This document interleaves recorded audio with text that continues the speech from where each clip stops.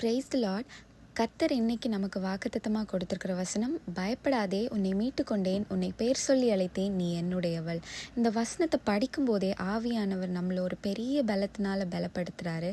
ஏன்னா வசனம் தொடங்கும் போதே பயப்படாதே அப்படின்னு இருக்குது.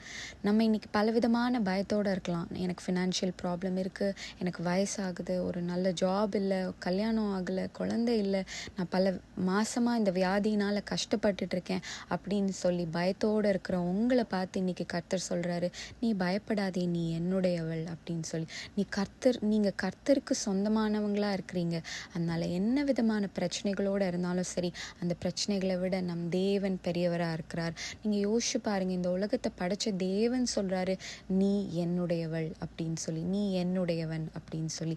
என்ன விதமான பிரச்சனைகளாலும் பயத்தினாலும் நீங்கள் இன்னைக்கு சூழப்பட்டிருந்தாலும் இன்றைக்கு ஒரு நிமிஷம் நீங்கள் கர்த்தரை நோக்கி பார்த்து சொல்லுங்கள். இந்த வசனத்தில் விசுவாசம் வச்சு நீங்கள் சொல்லுங்கள். கர்த்தரை விசுவாசிச்சு சொல்லுங்கள். கர்த்தாவே, இந்த வசனத்தை விசுவாசிச்சு நான் உங்ககிட்ட கேட்குறேன், எனக்கு இந்த பிரச்சனையிலேருந்து ஒரு விடுதலையை தாங்க, இந்த பிரச்சனையிலேருந்து எனக்கு ஒரு சமாதானத்தை தாங்கன்னு சொல்லி கூப்பிடும்போது கர்த்தர் உங்களை விடுதலை செய்ய வல்லவராக இருக்கிறார். பயப்படாதீங்க, நீங்கள் கர்த்தருடையவர்கள்.